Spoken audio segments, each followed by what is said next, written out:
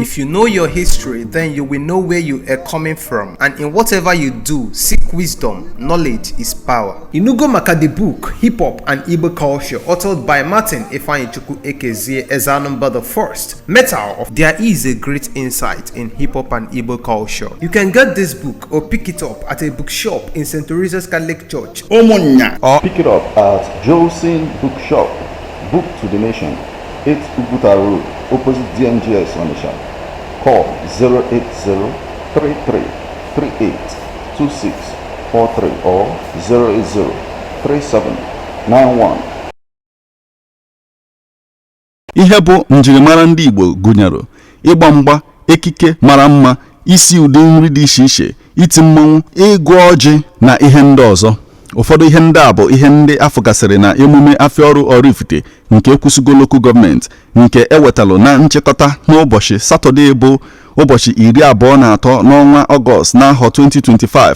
Afia Olu nke Oraifite bụ emume a na-eme iji were nye Chukwu ekene maka obodo Oraifite akọsigo ọrụ ugbo na-enwero ihe mmerụ ahụ ọbụla. Oge eji ekene Chineke maka ọrụ anụ wee kọọ nni naanị na Chineke nyere anyị ike anyị wee kọọ nni without nsogbu, no accident. Ana ayọzi Chineke na nni anyị kọọ ka onye aka ka anyị nwee ezigbo nni oge nni ga-apụtaba, ka anyị wee nwee nni anyị ga na-eri na Oraifite, nwekwa nni anyị ga-etinye n'obodo ndị ọzọ na-enwero nni lebefa wee na-enweta ego. So Afia Olu bụ ikene Chineke na anyị lụrụ ọrụ ọfụma without any problem. Dịka otu igwe na-achị Oraifite bụ igwe Dr. Dan Udoji Obi Oraifite si wee kọwapụta ka ọ gọsịrị ọjị iji gosie ndị Oraifite ma mepezie ya bụ mmemme. Ịga n'iru ga-abata na Oraifite, Chineke nna n'ụlọ ekpere anyị gozie ọjị a ka anyị tata eziokwu na ndụ, tata amamife na ịfụnanya n'isi Jizọs Kraịst onye nwe anyị. Ịgba mgba were oke ọnọdụ na ya bụ mmemme.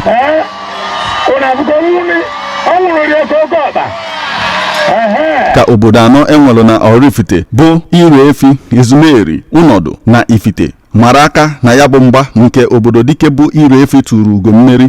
Ndubuisi Ekpenwa bụ onye tụrụ ugo mmeri a n'aha obodo ire efi kọwalụ ka o si kwado ya bụ mgba, ka ọ yọrọ ndị ntorobịa ayịyọ ka ha gbaa mbọ na-esonye n'ịkwanyite omenala obodo Oraifite. Kwado m onwe m ka ọma maka ọ na-emerie m n'ọya dozi ka na mabụrụ onye ire efi obodo dike nye ka anyị wee kwado nke ọma wee pụta maka ya bụ mgba. Ife na-agwa ndị ntorobịa nọ na be anyị okwu onye ọ na-jisi ike nke ọbụla ọ na-eme, nke ọ na-akpọrọ onye ya bịa mee n'obodo ya pụta bịa mee ya. Esiri erimeri dị iche iche na ya bụ mmemme iji gosipụta omenala Igbo. Ha si na ede nkwọcha mmanụ dị ya wutu ụkpaka na ụtazi eji eri ya. Nke a bụ ikpe ọka nke a nke eji vegetable agwọ, ikpe akara ikpe ọka nwadị ihe a ndị ezmen mere ya. Ka ọ na-agwa ndị Blaze FM okwu ozugbo ụmụọkpụ masịrị mbem, onye isi ụmụọkpụ Oraifite bụ Iyom Anyaka Ifeọma kọwalụ oke na ọrụ ndị ụmụọkpụ na ya bụ mmemme.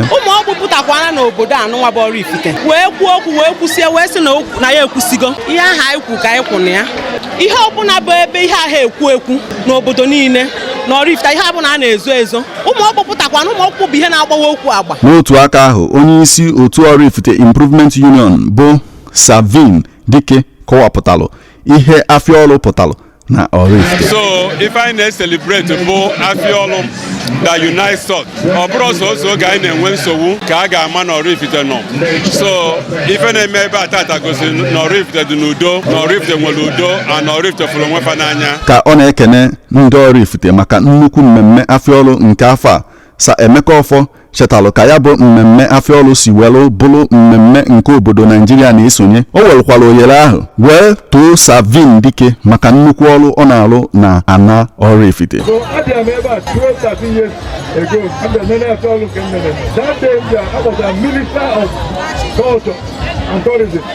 That was the idea. We made the pronouncement and then the brother said this festival as a national festival. Can get a rose, brothers of Banka. People not live the Google. Magabu now went to Oraifite. I have never had from money. You know me for the again, you take a from Mao. You take a do it in the. Why should I roll up? I give on a medal. Na Civic Center Oraifite ka mụ onwe m bụ Martin Ekezie wetalụgo ya bụ akụkọ n'aha Blaze.